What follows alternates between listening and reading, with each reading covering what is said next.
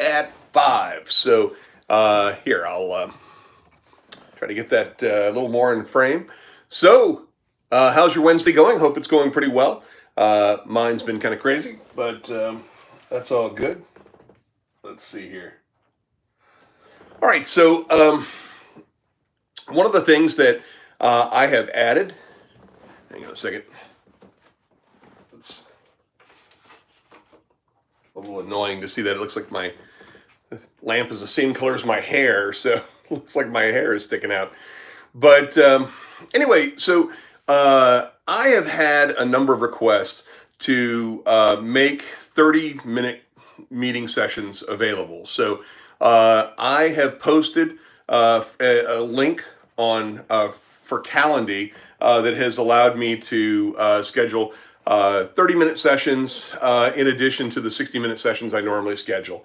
And I haven't put the 30-minute sessions on my website yet, so you'll have to go to youtube.com and click on the link below. Or if you're on Instagram, the Zoom call post from a little while ago has the link for the 30-minute session. So instead of the $250 investment in the time, it ends up being $125. So we had a couple of people ask if I sold in 15-minute or 30-minute increments, and I don't, unfortunately. I mean, the reality of scheduling it and being available for it and setting it up. The great thing is that using Calendly, it's calendly.com/Gordon Miller, and it sets up an automatic call. It issues the Zoom information, things like that. So it actually works pretty well overall. So, so for those of you who have been anxious to take advantage of an opportunity to talk about your business idea, I also have a Quora post on my blog, The Truth Unfiltered, today that talks about all of the other stuff that is part of that. And let's see here. See if I can get some more light. That's a little too much light there. At least, there we go. That's a little better. So,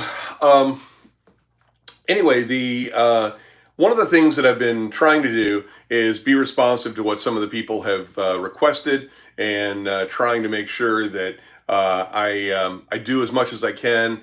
Unfortunately, I've got only but so many hours in a day, but one of my posts on Quora this morning was about what type of information is on these calls, and it's anything from advice on your idea to business advice to a host of other things. It really just depends. Let's see. I guess my iPad is downstairs. All right. So, oh well. So anyway, the opportunity is really pretty much whatever you want. I have helped people acquiring businesses. I've helped people trying to sell their business. I've helped people trying to grow their business and grow their personal brand.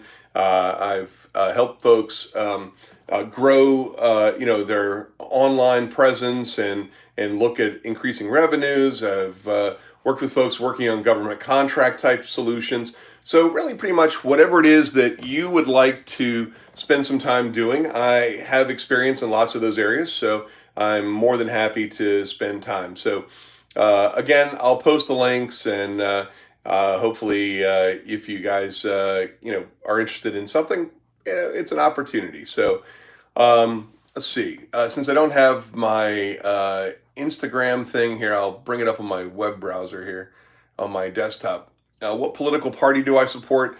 Democrat or Republican? Well, right now, I don't support either of them. I think both of them are just like lost control. So, I'm not a part of the us versus them mentality. I cannot understand for the life of me why people continue to put up with all the bullshit that's part of the political structure. So, I'm very conservative. I'm fiscally conservative and socially liberal, so that makes me, I guess, a libertarian if you were to, do the math. But, I would like the government to not spend more money than it takes in. So adding a couple $1 trillion to offset the cost of the lockdown doesn't make a whole lot of sense to me. We should either shut the entire country down and shoot everybody on sight for 30 days, or we should, plan on opening the whole thing up and let a whole bunch of people die. So I think that's just the way it goes. I mean, that's the reality of the situation. But disrupting the entire global economy and still killing people. See, flattening the curve did nothing but distribute all the dead people over a much longer period of time. Flattening the curve was about not overloading the hospital systems. Flattening the curve had nothing to do with fewer people dying. So I think that is sort of intellectually disingenuous at best. So I'm not a huge fan of that. It's all about intellectual honesty for me. So let's see what else we got here. Buyer review, best $2,000 ever spent. You asking what is the best $2,000 that I ever spent, or the best $2,000, what industries do you see growing in 2020? People ask me all the time as to whether or not I see, VR, virtual reality, being a thing. Well, so virtual reality was a thing back in 1989 when I was co-founder of the Lab for Scientific Visual Analysis. My problem is that it really hasn't progressed much since then. So here, hang on a second. There we go. Let me put this down. There we go. There you go. My lack of light just wasn't suiting me. So anyway, my concern is that VR is still going to be another easy, I would say, 15 to 20 years, maybe 10 to 15 years at best away. I think augmented reality, AR, is going to be another 5 to 10 away. So, so I think that we're going to see more AR and AI, so augmented reality and artificial intelligence solutions being the way things go. I think the hardware solution is a lot easier for it. I think there's a lot of other benefits. So I just see that as really being the best way possible to solve that problem. So I was saying your time 2 years ago.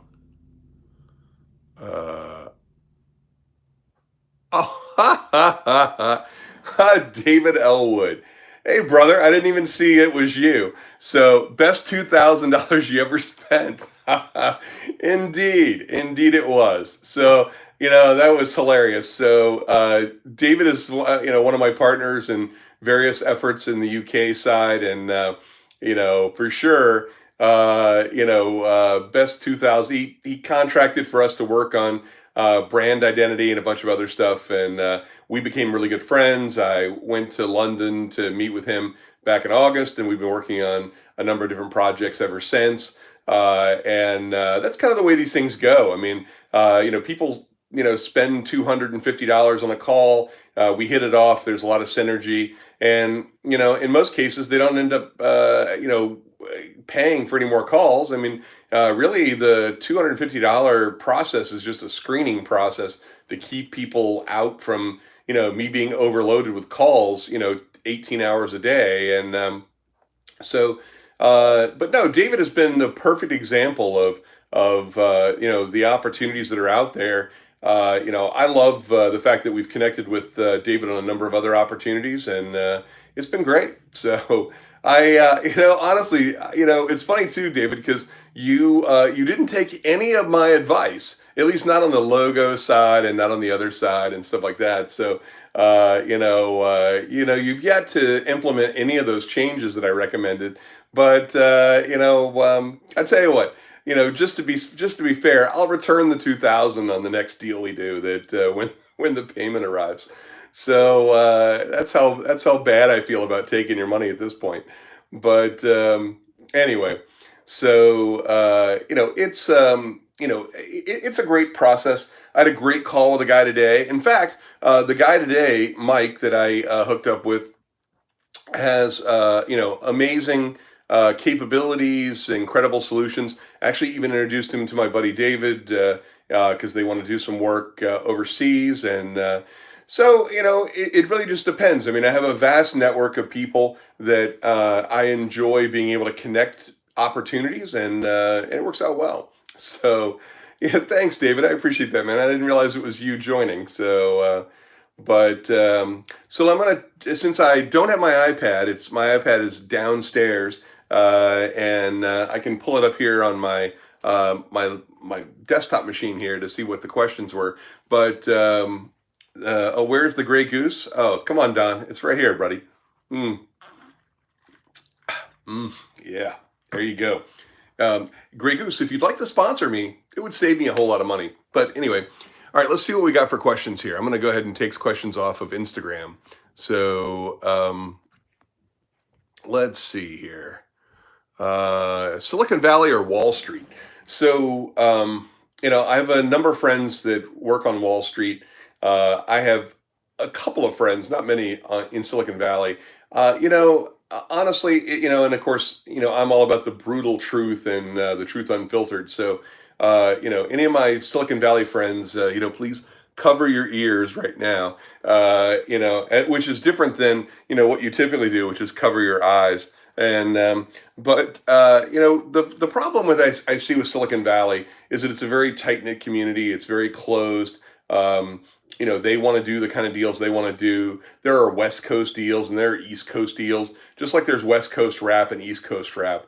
And unfortunately, West Coast deals and East Coast deals are so different from one another. It's just as different and just as contentious as East Coast rap versus West Coast rap. So, if you're from Compton, Long Beach, or Inglewood, then your rap is one type, and if you're from Brooklyn and Queens and other parts of New York, then it's something else. And I think it's like a different religion. So what industries do I see growing in 2020?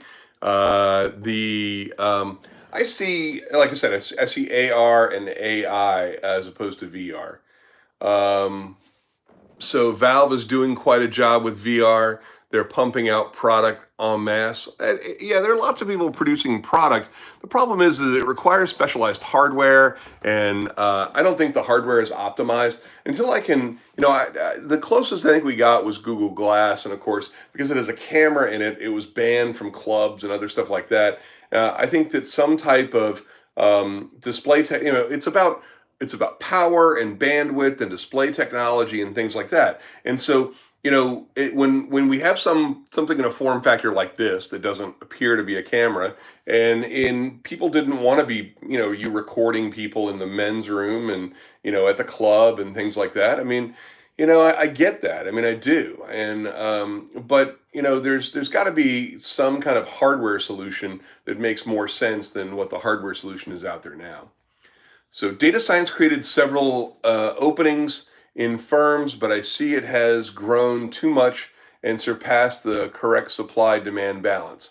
Yeah, so data science, like big data, so big data plays are kind of the norm now. And so data science is all the rage. It has been for a while, but I think the curve, we're kind of past the curve where that makes a whole lot of sense. Um, let's see. In your journey from a student to an investor, have you ever done odd jobs to support yourself? No, not really. I mean, when I've been very lucky. I mean, I've had only like four positions my entire life. I mean, I started uh, doing work for my father's gas station, and when nobody wanted to work on Sunday at age 13 and 14, where I was working for $20 for a 5 hour shift from noon until five. And that was $4 an hour. Now, $4 an hour back then was when minimum wage was $2.25. So, the equivalent of that right now is, roughly $15 an hour. So at 13 years old, I was making the equivalent of $15 an hour in today's money. So everybody's screaming about $15 an hour. Solve a problem. I mean, the problem that I solved was for my father. I wanted, he wanted the place to be open on Sunday. It was illegal to be open on Sunday before that. And, nobody wanted to work. And I was like, well, hey, Dad, I'll work. And he's like, okay. I mean, I've been working at the gas station since I was 10, and I was 13 and turned 14 while I was doing it. And so, yeah, I mean, it was great. So, the after that, I worked in his company running his global logistics and shipping and receiving business. And from the time I was a senior in high school until the time I took my gap year between college and grad school. So a total of 5 years, actually 4, 5, 6 years. And so that was great. Then aside from my research assistantships and stuff like that, while I was a grad student, which really kind of doesn't count, I was faculty at the university. I was director of the multimedia lab at Virginia Tech, and then I started G3 Systems. So I've technically had 4 jobs my entire life. One I had for 4 or 5 years when I was from the time I was 13 to the time I was about 16. So I guess it was 3 years, and one I had from the time when I was 18 till I was 23. And then the other one I had when I was, 26 or 27, until the time I was, or actually, I guess it was 24 till the time I was 28 when I started the company. And then I started the company when I was 28 and kept going. So, yeah, so I never really had to do odd jobs and things like that to support myself. A lot of people do. I don't believe there's anything wrong with an honest day's work. Just to prove a point, I did drive Uber for 10 weeks just to prove my buddy's business model. It's going to be a chapter in the book that I'm working on right now. So I have 3 books in the works right now. One is on From the Boardroom to the Bedroom, looking at both business advice as well as personal and relationship advice. One is on the perfect pitch deck, which talks about getting funded faster and working on those solutions. And then the third one is actually my autobiography, which nobody really cares about. I'm not going to release until a bunch of people are dead. But the other one is looking at alternative methods for financing entrepreneurial ventures. So that's the 4th book that I'm compiling information for. It looks a lot like cryptocurrency and forex trading and driving Uber and other stuff like that. It looks at the data I've collected from people I've interviewed from the sugar lifestyle and things like that as well. I mean, it's a business model. So, but it's based on the various business models. And so, I got to drive Uber for 10 weeks, got to enjoy part of that process. We may even release an app that is designed to help maximize the amount of money that people make driving Uber, just because the app is horrible. The whole economic financial model is horrible. Anybody dumb enough to drive Uber for a living and just do whatever the app tells them to do is never going to make any real money. So I was able to go from what is the platform average. Ironically, one of the key executives from Uber was vacationing Thanksgiving in Richmond, Virginia, and shout out to him. Thank you so much. He actually helped initiate comfort mode here in Richmond ahead of the Christmas holiday season, and which helped the benefits for the business model. But the average person on Uber makes about $12.50 an hour, and if you have any plan, you can make about $22.50 an hour. My buddy had made $32.50 an hour, and I was trying to see if I could beat his number. And I got all the way up to $50 an hour. My average was about $38.50 an hour, but I got up to as high as $50 an hour for 6 hours. And there were ways to be able to maximize that and some strategies. So I'm working on that as a way. I'll probably do some videos on it, but I'm also going to put it in the book. So overall, 4 books altogether that I'm working on, and you'd think that COVID would be a perfect time to work on that stuff, but thanks to my buddy David, we're working on PPE supplies and emergency medical equipment and stuff like that, trying to help make sure that the stuff gets to the right people that need it. So unfortunately, I haven't had a lot of time to work on the book stuff, but so all right. Well, let's see. What else we got here? Do you think political careers are worth it? No. I think political careers are a waste of time.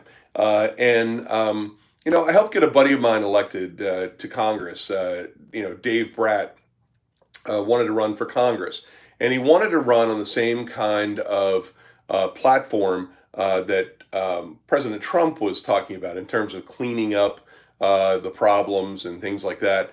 And good guy. I mean, Dave went to Princeton Seminary, which is not to be confused with Princeton, University. It shares some resources with Princeton University, but Princeton Theological Seminary is not Princeton.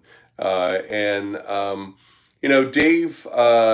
came to me and asked if I thought he could win. And at the time, Eric Cantor was about to become Speaker of the House, and so I was like, yeah, well, where are you planning on moving to run? And so one of the things that we did was, yeah, I mean, you can win. There's a way to win, but I mean, it's got to be done perfectly. I mean, you have to be the perfect candidate, and we have to run the perfect campaign. And I ran the social media campaign and the website. We raised $426,000 or so for his campaign in about 6 months, and we beat Eric Cantor. First time since 1899 that a sitting majority leader had been taken out, about to become Speaker of the House. So it's we won the primary, and then literally that night, Dave Bratt turned over what he was doing, or what we were doing, to Ted Cruz's people, and Ted Cruz put all of his people in place, and then Dave became just another cog in the machine of the political machine. And so all the good that Dave was supposedly going to do when he got to Washington, he's like, he ended up becoming part of the Freedom Coalition and stonewalling a bunch of stuff and causing a lot of havoc, but not really getting a whole lot done. And at the end of the day, he screwed me over, and screwed over all the people who voted for him. So I made sure that just before his third term, where he was going to get his congressional pension, I made sure that his opponent won. And I ran the same kind of social media campaign against Dave that Dave hired me to do when I got him elected. And we threw him out of office. And so politics is a horrible game. I think careers in politics, I mean, you can get rich by, everything from insider trading to abuse of power to, as Biden has found out, getting your son a job at some Russian company that he's never even probably visited, but, or Ukrainian company or whatever it is. But, it's just ridiculous. I mean, politics is hopelessly corrupt. So I'm certainly never going to have a career in politics. I mean, that's, nobody's ready for me. Do I still ride motorcycles? Yeah, I do. I still enjoy it. I sold my Honda. I had a Honda VFR 800, and I sold it here recently because I wasn't really riding it, and it wasn't really something that I get a chance to do much. I'll probably buy another Ducati. I enjoyed my Honda, and I've had a K1200 RS BMW. I've had Kawasaki Ninjas. I've had three Ducatis. Ducati 907 IE, Ducati 916 S1 Superbike, and Ducati 999. And I love those. I mean, the Ducatis were amazing.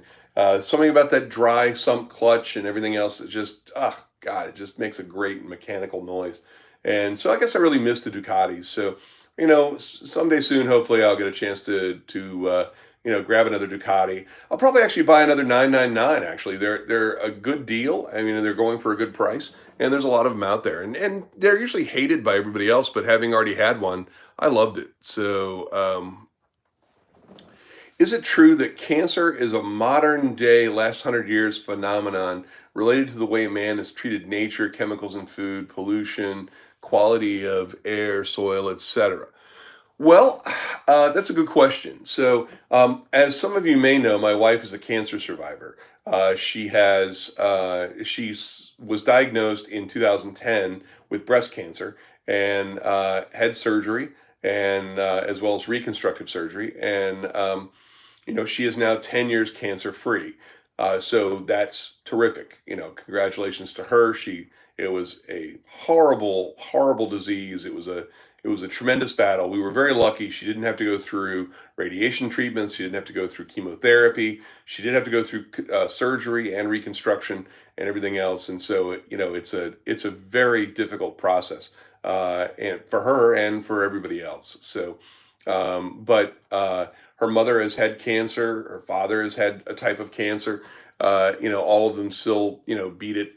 But yes, I mean, I do believe that cancer is a byproduct of the way in which we have poisoned our food supply, the way in which we poisoned our air. If you look at off gassing from cheap, IKEA furniture. Sorry, IKEA.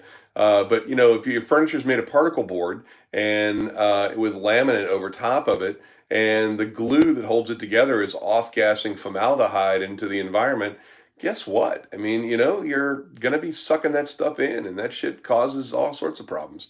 So, yeah, I mean, I think cancer is caused by, whatever man's doing, for sure. I'm surprised you don't have a Wikipedia page. You've archived so much and come up with so many creative endeavors.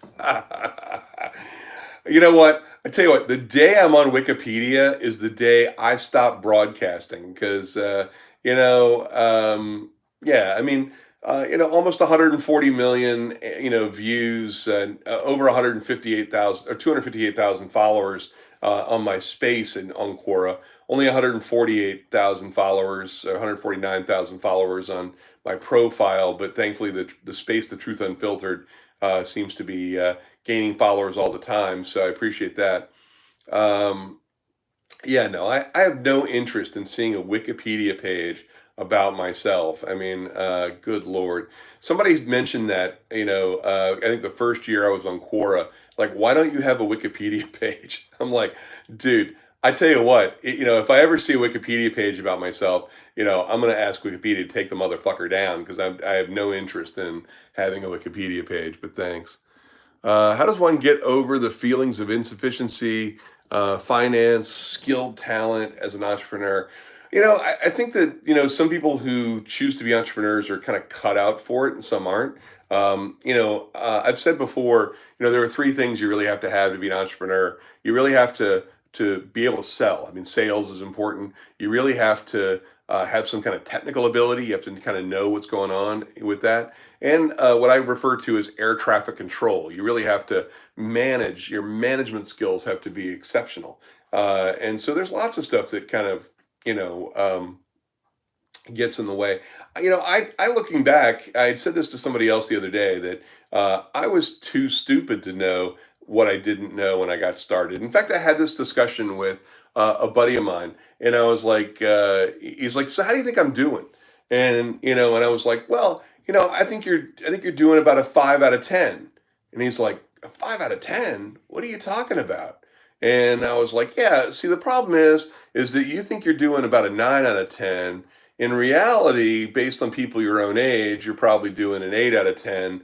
But in reality, in a non-adjusted scale, you're doing a 5 out of 10. You just don't know what you don't know. And the whole goal is to get to a real 9 out of 10, not a perceived 9 out of 10. And I was the same way. I mean, when I was 28, I thought I knew everything. I was the biggest asshole there was. You think I'm bad now, man? You should have seen me when I was 28. Shit. And I had confidence, but I had confidence and arrogance was just stupidity. Masquerading as a clue. So for me, I was just I was the same 5 out of 10, and thinking I was a 10 out of 10. So I thought I was real ass. I thought I really had it, and I realized over the years, how much I didn't know, and I've learned a lot over the years, and that's why I choose to help people now. In the sessions that I do on mentoring and things like that, my whole goal is to find people 18 to 29 or 29 to 35 or whatever, and then help those people kind of avoid some of the mistakes I made. I mean, damn. I mean, it's like, you think you know this, but you don't. It's because of you don't know what you don't know. And so that's part of the problem. Is Big Three consulting a good starting point for figuring out where you want to start with your career? Yes, Alex, actually it is. And I don't just say that because my oldest son has an opportunity with one of the big three. I've worked extensively with Deloitte. I've worked with KPMG. I've worked with PricewaterhouseCoopers over the years. So, the big three consulting firms play a vital role in being able to establish value in that value chain, and I think they always will. And I think you can learn a lot from the processes you get from being a part of a large organization like that. Yep. All right. ADD.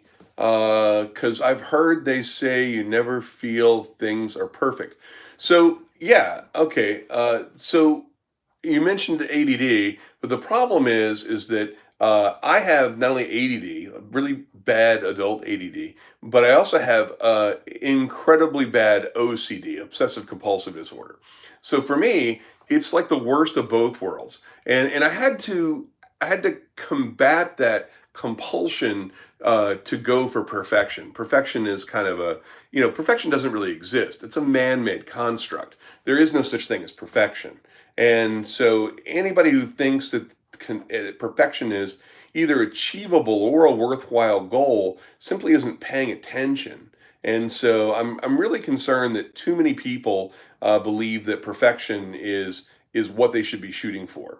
And in fact, one of the posts that I made on Instagram today was talking about money and fame and other stuff being the wrong kind of pursuits. That the thing you want to look for is family and community and purposeful work and things like that. And it was Arthur or something. I forget Arthur's last name, but it was a pretty good indication of what it is that you should be paying attention to. And I think perfection is definitely one of those things that I don't think that I don't think it's worthwhile.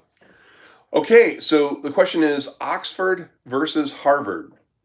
Um, so I have had professors who have attended both schools and have actually taught at both schools as well, and they're very different schools. I enjoyed my 5,000 level English class that I took in my undergraduate, so a graduate level class in undergrad from my teacher that went to Oxford. Studying Chaucer in the original Old English was pretty amazing. And So Harvard, I can't say enough about Harvard. I hope that I get the opportunity one day to actually attend either Harvard or MIT. Oxford is a phenomenal institution, but it doesn't align with my more technical, bias towards whatever degree I would be pursuing. But I think both are excellent institutions. It really just depends on what you're looking for out of one versus the other. All right. What would I say is better, following a career, i.e., doctor, engineer, architect, or spend that time and money and start a business? Well, so I don't think that a career and a business are necessarily mutually exclusive. So I have said before that there are four things that are maybe well, I'll go five things. So there are five things that if your parent is one of these, there's a good chance that you will become one of these. So number one is a doctor. Number two is a lawyer. Number three is an engineer. Number four is an architect. And number five is an entrepreneur or a business owner. And those five things are what it is that most people who have a parent who is one of those, will end up becoming. So I am not a doctor. I am not a lawyer. Neither is my wife. I am an engineer. I did my PhD work in engineering. My master's degree is in architecture. And my father was an entrepreneur, and that's the path that I chose because I frankly didn't have a lot of other models. So I worked at Skidmore, Owings and Merrill in Chicago, which is one of the largest architecture firms in the world, responsible for one of the largest buildings in the world, Burj Khalifa, which is an amazing building.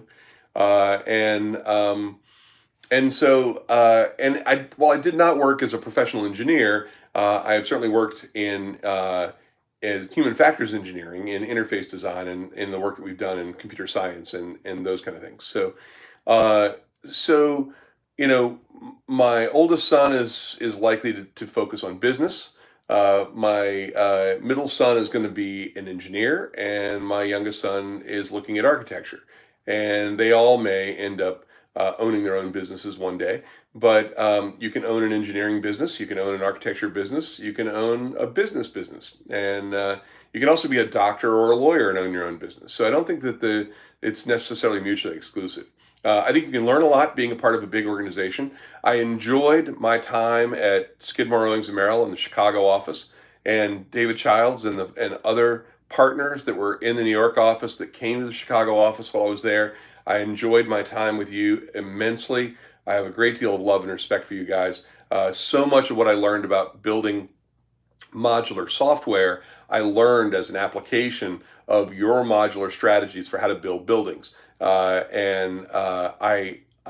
can't thank you enough. It was one of the most important experiences of my life working in Chicago. So I love you guys, and I love the guys at Skidmore. It's back in the good old days of 33 West Monroe in the Loop in Chicago, and I hope to get back there sometime soon and see you guys.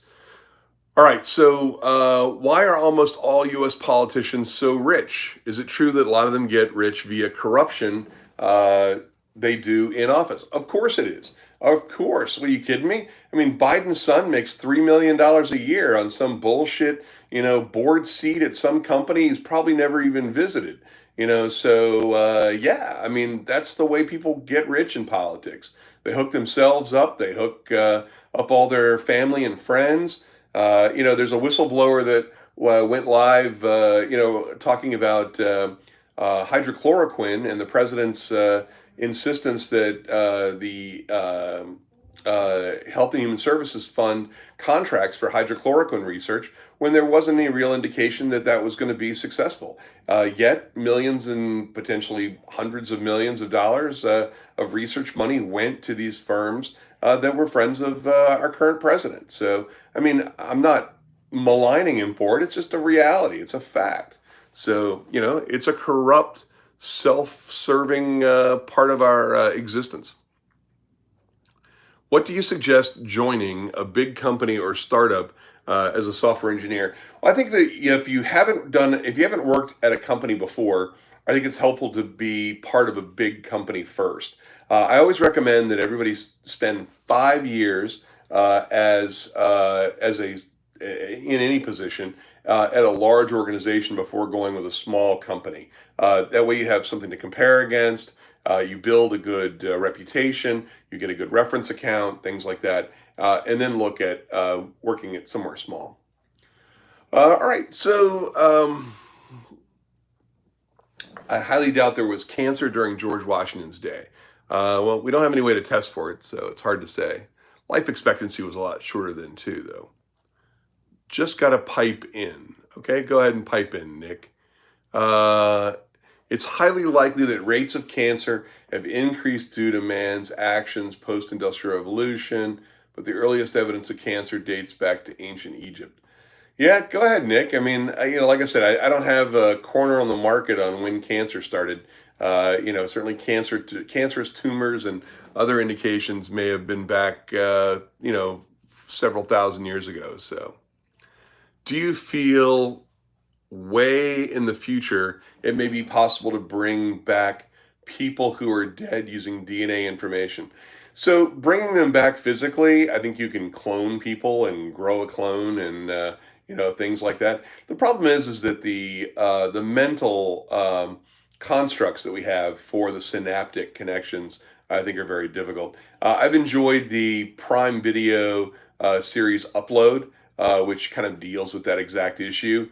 And I think it's a great series, by the way. So if you're binge watching stuff and you have nothing to do and you're a Prime member, then go to Prime Video and look at Upload. It's a great, it's cleverly written. It's written by the guys from Parks and Recreation, and I don't know if those are the same guys that did The Office or not. I forget what else they did, but just very funny. I mean, it just perfect example of well written stuff.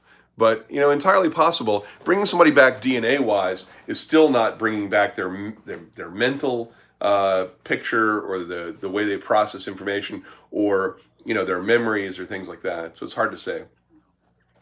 I see a lot of successful people mentoring. What should one do? Uh, uh, what should one do? Have you? Let's see. What should one do? Have to have you as a mentor. Okay. Uh, Anybody can have me as a mentor. All they have to do is go to gordonmiller.com and book a session. I've been offering mentoring sessions for a better part of a year now.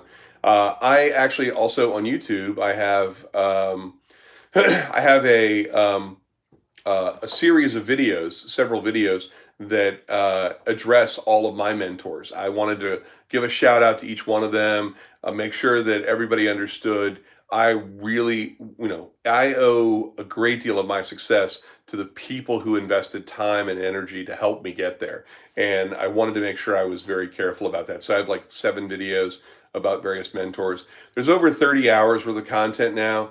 So if you want to go to youtube.com/Gordon Miller, then you'll find that there.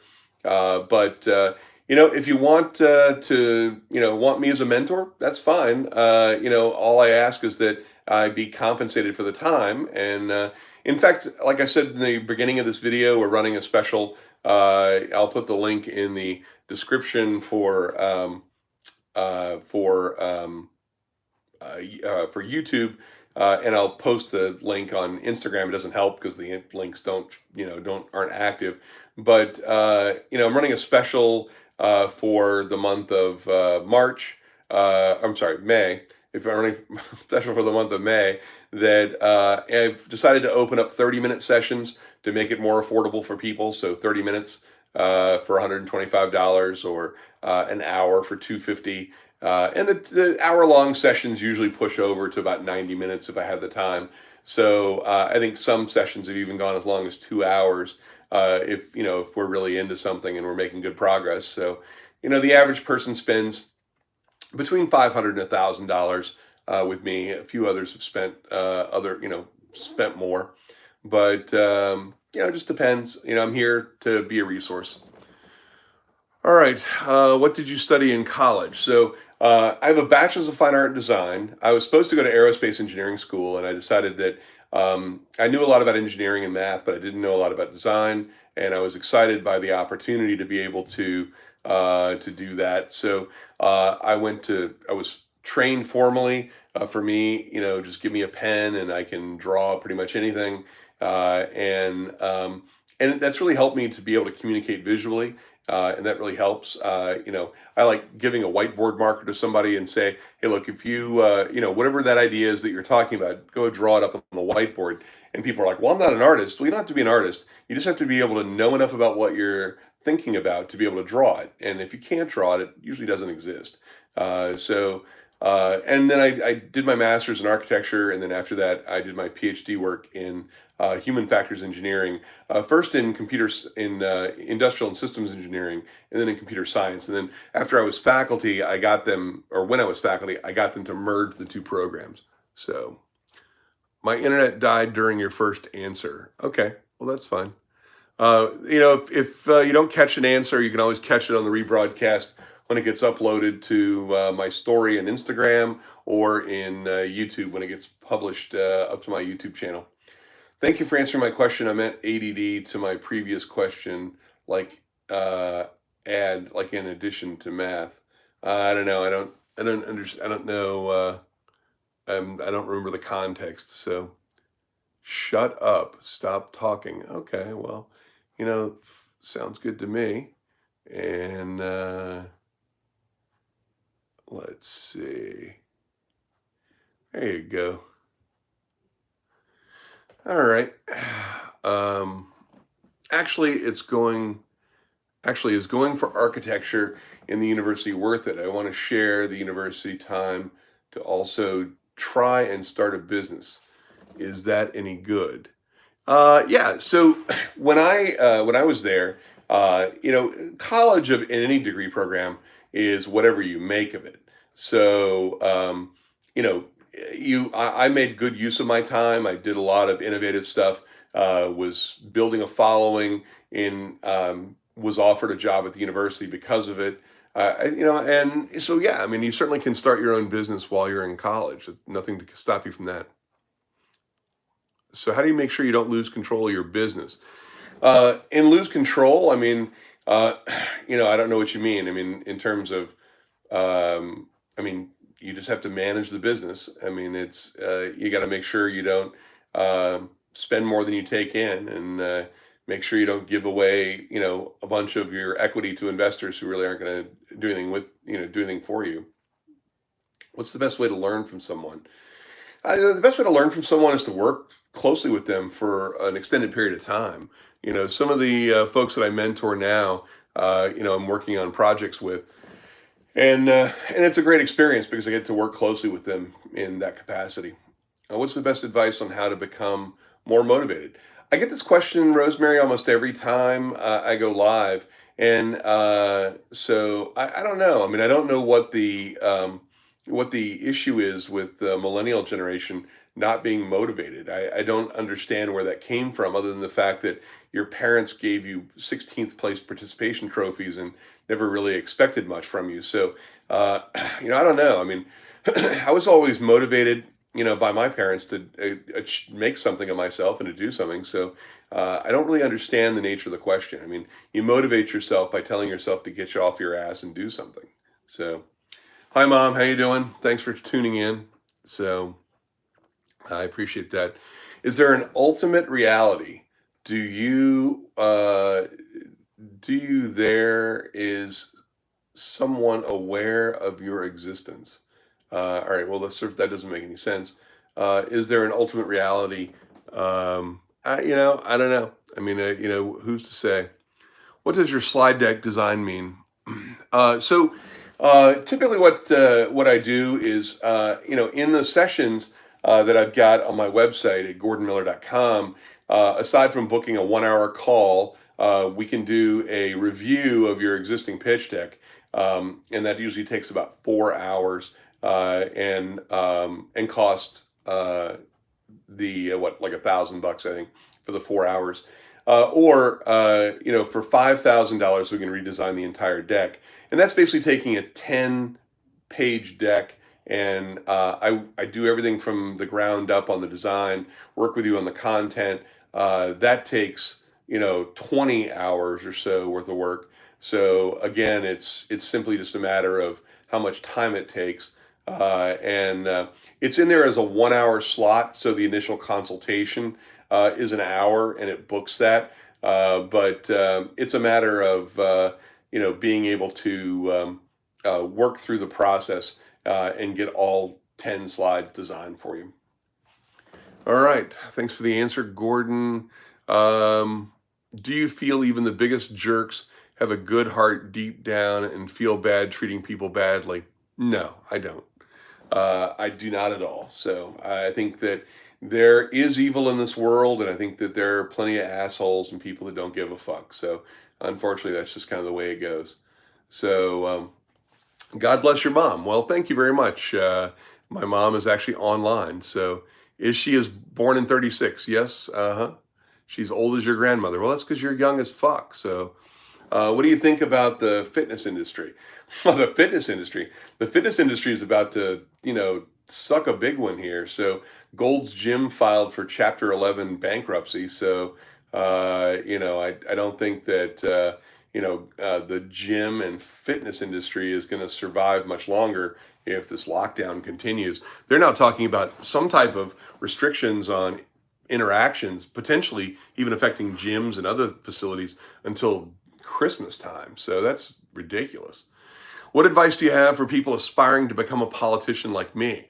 Well, unfortunately, if I said what I was thinking as a response, I would get the videos banned. So I'm not going to say that. So I think you probably need to rethink your career choice. How about that? I think that becoming a politician is usually a very self-serving problem. So, all right. Is there a need in every man to be an asshole at times, though serve one's own best interest. Yeah, I mean that's like mankind at its greatest. That's the whole hmm, survival of the fittest vibe. So yeah, I mean that's just kind of the way it goes. All right, so Instagram. We are at 49 minutes, 50 minutes. Um, my own background. What do you mean? Planet Fitness is the Walmart of gyms, cheap and affordable, but get lots of bad rap. Um, Man, as in mankind, or just men? No, mankind. It's mankind prodigal. But so Instagram, you're going to leave us in about 10 minutes. I haven't had a chance to address the questions from YouTube. When we run out of time in about 10 minutes, we're going to switch over. You guys are welcome to switch over. We're going to continue running until 6 o'clock. So we'll go another 20 minutes on YouTube. So we'll go for an hour and 10 since we started earlier. And so if you guys want to switch over to youtube.com/Gordon Miller, you'll find me over there. And so what do you think about franchises like starting your own Subway or Basic Fit? Yeah, in terms of education and career wise, Bert, I have other videos on YouTube about that. So if you go to youtube.com/Gordon Miller, you'll see all the videos that talk, about that. I mean, I have 30 hours worth of content. So, yeah, in terms of franchises, I'm a huge fan of franchises. I think, your average Subway franchise generates a decent amount of money. It's not great. There's labor issues involved. Honestly, there's a reason that a number of Muslim and Indian families own Subway franchises or 7-Eleven franchises or, things like that. I mean, they make a ton of money. So why not? I mean, why not do that? So, all right. So Instagram, I apologize since we're running, almost out of time on Instagram. I'm going to go over here to YouTube and I'm going to scroll back through the comments. I apologize. So I know it isn't your expertise, but as far as you could tell something fruitful, do you have tips for people who aspire to become a politician? Well, we talked about that. Where's the gray goose? Yep. If you start today with 10K, what would you do? I assume, Don, you're talking about 10K. I mean, I would invest it, in stocks right now, frankly, because all those stocks that are down are going to come back if you pick the right ones. Index fund of the Dow, index fund of the S&P 500. I think you're in good shape.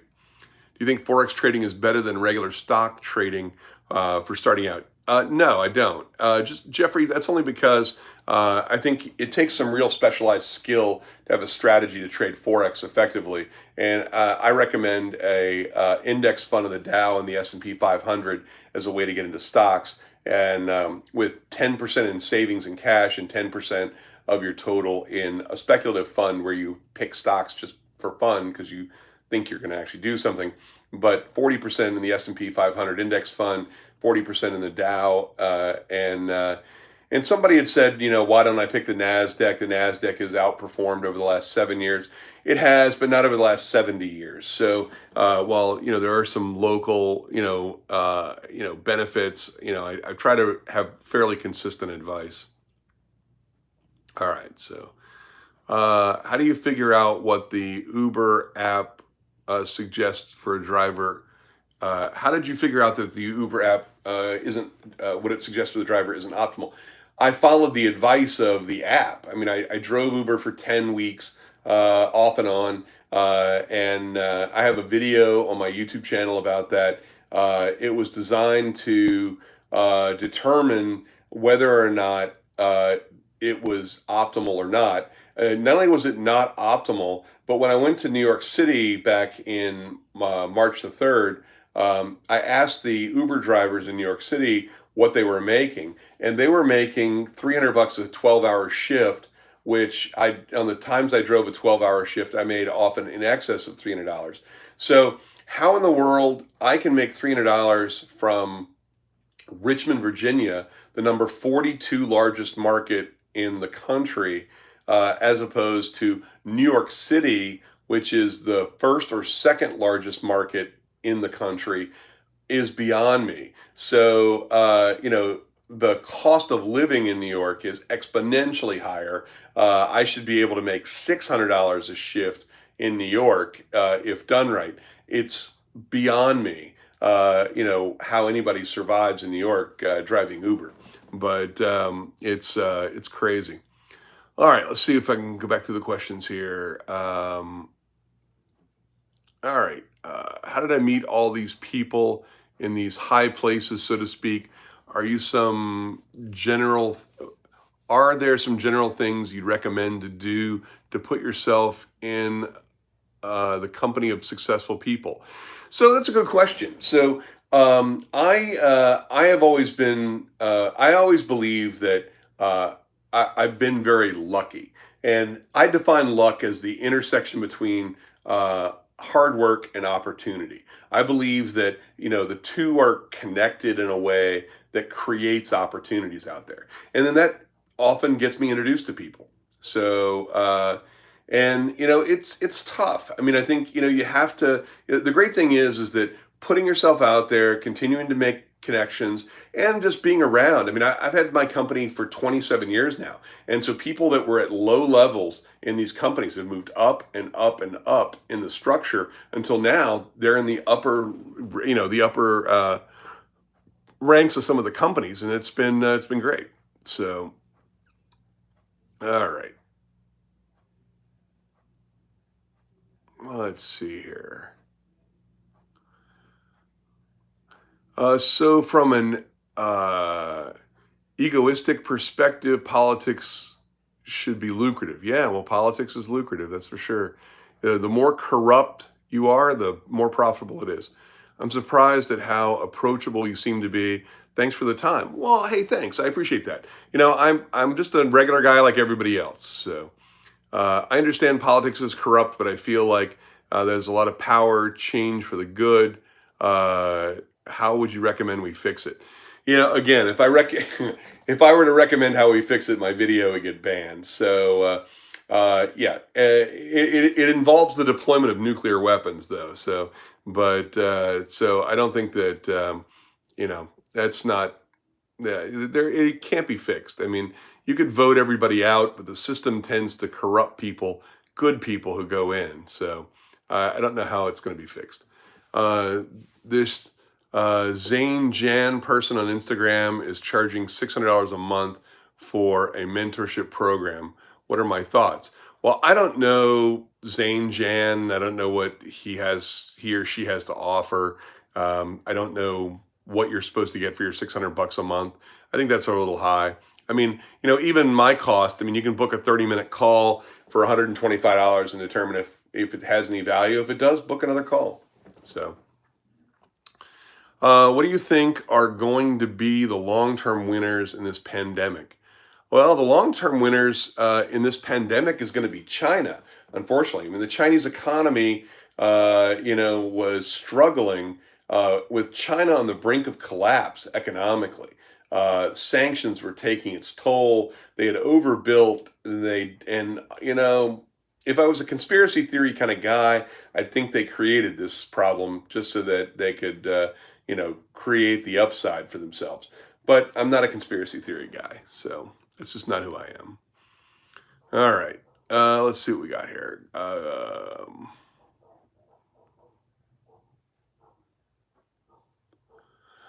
What do your children ever feel the need? Do your children ever feel the need to reach the same level of influence as you? What do you think of imposter syndrome? So I don't know. I mean, you'd have to ask my kids. I don't think they. I don't think they. I think all of them want to be successful, and I think that they've seen how hard it is to become successful and to work. How hard you have to work to achieve it. They don't mind working. I mean, they've been working since they were 10 or 11. So it is what it is. We got less than a minute left on Instagram. I appreciate you guys. Coming out. Switch over if you'd like. And you can switch over from Instagram to youtube.com/Gordon Miller and join the live broadcast there. Again, you can go to gordonmiller.com and book a mentorship session, and there'll be a link to my Calendly link that I'll post here later, where you can actually even book a 30-minute session for $125. So I appreciate everybody joining on Instagram. Love you guys. Thank you so much. And I'm going to focus on finishing up the questions here. We got about another 10 minutes on YouTube. Video will be posted on YouTube later on. Thanks. All right. Now I can focus on you guys. So, Gordon, what's your gut feeling about where COVID crisis and faltering global economy will ultimately lead? Is it something you're worried about? I'm not worried about it. I think this whole crisis is man-made, though. I think we should have either, and I've said this before, I think we should either have shut down every place globally, collectively for 30 solid days. Literally nobody leaves the house, shoot on site, specialized consideration for food delivery, and that's about it. Nobody leave for 30 days. Boom, that's it, you're done. If you don't do that, then I think you leave it all open and let people die. But I just don't think you can shut down the entire global economy hoping that you contain this. It cannot be contained. I mean, it just is not going to work that way. And we're all going to suffer in the end. So I think it's a horrible idea. It is absolutely brutal. I'm a business broker. If you play the dirty office politics, or if it doesn't bother you, you have a big cushy company, government job beat running business hands down. Yeah, no, I think that's of course. I think having a big cushy company or government job beats running a business hands down. Yeah, I would agree. At least for most people, I agree with that. Javier, I have imposter syndrome. It gets better over time, but it's always there. Comes from pushing yourself out of your comfort zone. I believe, which is a brilliant thing. Yeah, Don. I'm sorry that you feel like you have imposter syndrome. Your comments have been pretty much on key, so I'll assume you're actually not kidding. But there's I don't know why anybody thinks that they're not entitled to some level of visibility for whatever success they've had. All success is relative. And I don't think that anybody should feel like, their, imposter syndrome is a thing. I mean, I don't think that's the case at all. Uh, Everybody's entitled to whatever success they've achieved. And all success is relative. So, how can you tell if somebody is truly wealthy or not faking it? I don't know. It depends. I mean, there's different types of wealth. I mean, somebody can have a very high net worth, but be leveraged very heavily into things. And a lot of people have more liquid assets. So, as Donald Trump once supposedly told a story in his book, about the art of the deal, he told his daughter, Ivanka, that the guy begging on the street that somebody just gave, $5 to has a higher net worth at that time than Trump did. And that's because Trump had a negative net worth at the time. He owed millions and millions of dollars, and his asset value of his real estate was less than the value of the amount of the loans outstanding. So technically, at that time, Trump had a negative net worth, and so the guy on the street who was begging for money for food, that guy had a higher net worth. So, and that's true. I mean, that example is actually very true. So a number of people have gotten to the point where, their net worth goes up and down, and their net worth can swing positive or negative at any one particular point in time. So, I mean, that's I don't think that has anything to do with the value of whatever they're pursuing. It's just a snapshot in time. So, all right. Hey, Prodigal, how you doing? Thanks for joining. What's your advice on young men on dating women? All right. Well, Thanks, prodigal. So I think it's important. I think relationships are important. One of the things that I'm addressing in the in the book From the Boardroom to the Bedroom is the fact that if you don't have your personal relationships down, you're never going to be successful in business. I mean, you literally have to. I mean, whether if you don't have a best friend, if you don't have a girlfriend or a wife or both, then you're not going to be successful. I mean, you just don't have, if you can't master relationships, business is all about relationships. And so if you don't have the type of personal relationships, you'll never be able to develop the kind of business relationships that make you successful. And I think that's really the one thing that I've learned that's really important. So, all right, let's see what else we got here in questions. I love these questions. Questions are always better on YouTube for some reason. So, what changes do you see for the software industry from professional point of view in the next 10 years? Please touch on the fact your days in development need to write much less code than before. Yeah, so, okay. So that's an interesting question. So, yes, you have to write less code, but the problem is that the automatic code generators on the platforms do a horrible job at writing decent code. And so I still think that hand coded stuff is better if somebody knows how to code. Problem is that nobody knows how to code. It's like driving a manual stick shift car. Everybody's all into paddle shifters, and they're not even making many manual cars anymore. So the problem is that in 20 years nobody will actually know how to drive a stick shift, and that's more stick shift cars for me to be able to buy.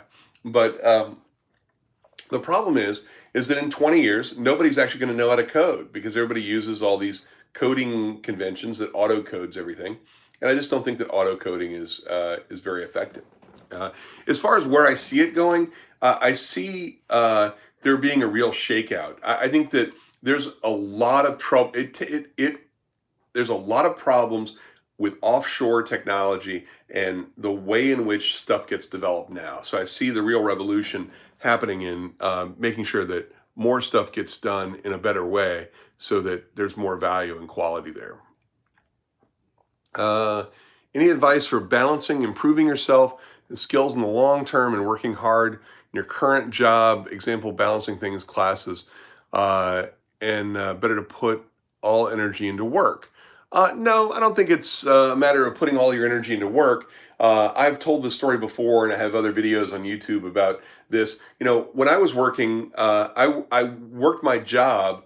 I actually, when I was going to college, I went to college from 8 o'clock in the morning. I had my 8 o'clock class, and I was done with my classes at 3 p.m. And then I checked in with work. And I went and picked up the truck by 4, picked up all the supplies we needed by 5, had everybody meet me at the warehouse by 6. We were done by midnight. I made it to the shipping point by 2 a.m., offloaded everything, got the paperwork, dropped the paperwork off at my father's house so he could send the shipping information the next day. 3 a.m., got back home, got a shower, and went to bed. And I got up the next morning after 4 hours of sleep, and I did it all over again.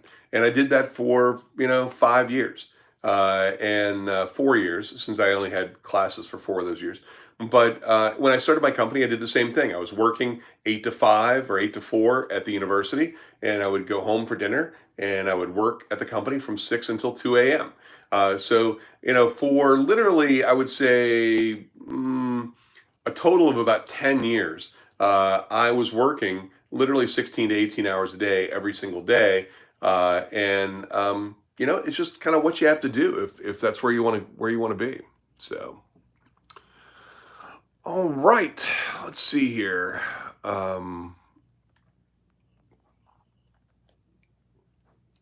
If you were starting out your career in today's world, which industries would interest me and why? What's my stance on politics and nuclear weapons? Do you read a lot of books? How am I so intelligent? Okay, so, well, all right. Well, I appreciate those. So, if I was starting my career today, I would be looking at big data and artificial intelligence. That's where I spend a significant portion of my time right now. It's a passion of mine, and I think that it's the cornerstone of some of the technologies that we're working on. That and blockchain. Uh, so politics and nuclear weapons. I think why have a whole bunch of nuclear weapons unless you're going to use them? So it's a waste of money. I mean, it made Raytheon and Lockheed Martin and Northrop Grumman and Boeing and a bunch of other people very rich. So it just is what it is. Hopefully, we don't end up using them. But I also worked on the Tomahawk weapon system. For the Navy, which I know that those Tomahawk cruise missiles, don't grow on trees. They're not cheap. Um, so in terms of, do I read a lot of books? So I read 250 books over a 5-year period. And that 5-year period was between 1998 and 2003. There are 2 videos on my YouTube channel that deal with the 40 books that everybody must read. And the list hasn't really been updated much in the last 5 or 6 years. So there are some contemporary books that are actually, worth reading as well. But those 40 books are a good solid, investment in time and energy and things like that. So I would recommend those. My favorites, everybody asks for my favorites. I think the 2 that have had the most profound influence on me literally is Rich Dad, Poor Dad, where I went from being an employee to self-employed to a business owner to an investor. And that whole process had never been really kind of explained to me. And it was so instrumental in kind of changing the way I do things. And then the other one was Gary Vee's The Thank You Economy. It's just, I became so much more grateful for everything after reading The Thank You Economy. And I thank Gary Vee for that. So let's see what else we got here. Let's see. Oh, as far as my IQ and being intelligent, I mean, I have read a lot, so I've said this on Quora. There are different IQ tests, different biases too. Since I have a slight learning disability with dyslexia and ADD and things like that, the ones that are heavy reading biased, I only scored like 128. On the ones that are evenly biased between English and math, I scored 148. And on the Ravens assessment, which is the one that I scored the highest on, then I scored 178. And that's because the Ravens assessment is based mostly on visual and spatial as well as mathematical solutions. And when I was doing my PhD work, we took them all. There's about 7 of them, and they all have different results. My lowest score was 128. My median score was 148. And my highest score was on the Ravens assessment at 178. So, I'm reasonably intelligent. That's partly because of biology, partly because of opportunity. I had the benefit of a great private school education, one of the best that money can buy. And I've also invested in my education over the last 25 or 30 years. So, but thank you very much for that. I appreciate that. I may be smart, but I'm not like Jordan Peterson smart. So, let's see. Thoughts on third world education? Is it worth the time and money? Yes, actually, I do believe it is. We have to figure out how to assess ability and capability and figure out how to match those people to opportunities, but we also need to figure out a way to educate them. Also, Gordon, I love your live sessions. They're amazing, amazingly helpful. Please continue doing them. Oh, thank you, Yusuf. I appreciate that. I plan to continue doing them every Monday, Wednesday, and Friday. I refer to these now as live at 5. So we're 5 p.m. Eastern time, -4 GMT. And I plan on continuing to do them. I enjoy them too. I enjoy the questions. I get some of the same questions a lot, and as we begin to index these and work through them this summer, we'll get things organized a little better. But I love it. I love doing it. I love taking your questions. I love the feedback and everything. So thank you all very much. I mean, I really appreciate it. I've got a few questions left here. And before I got to go grill some chicken, I agree with Yusuf. Subscribe on Quora and YouTube today. If you're going to subscribe on YouTube, make sure you smash that like button. The good thing is, so one of the things that I wanted to point out, so I'm a huge fan of Graham Stephan, and of course his new girlfriend, not new, they've been going out for almost a year now, but Savannah has her own channel now too. And on Fridays, my wife is going to decide to join me, and we'll take questions on, what it's like to be married to me or whatever. But we did it last Friday. We'll probably do it again this Friday. And but I just want to say thanks. I mean, I'm not monetizing any of this. I'm not selling you a book. I'm not selling you. I'm not making you watch ads. None of this stuff is being monetized. Monetization is turned off on my channel. Yeah. I mean, if you want to schedule a call for an hour or even a half hour now, then we have the ability to do that. But I mean, I'm not forcing you to spend money. If you want to schedule a call and talk about what you want to do, then great. So, it's your prerogative. But I really appreciate the opportunity. I'm not here to sell you anything. I'm only here to help people. So I appreciate that. Um, uh, Willing to advise us peasants. No, it's not it at all. Do you think data analytics can be offered as the main service by a startup? Yeah, of course. There's a lot of startups that focus on data analytics. It just you have to have access to enough data to, do the analytics on. Um, how should the new immigrants with no connections in the country start a business? Usually it's by working with other existing businesses in that immigrant community. What relationship advice for a young man, please? And we talked about relationship advice previously. I think it's just a matter of putting yourself out there. I think the key thing that women are attracted to is confidence, and I think that I had posted. I got into an argument with one of the Quora members where I was joking that I bet I could pick up any woman I wanted, just because I'm confident. And I was talking about confidence being a key component. And and he was like, well, maybe my mother. And I mean, he was in his 30s or something like that. So obviously his mother is probably older than I am. And so I was like, well, no, I think maybe your wife. And so he's like, oh, please.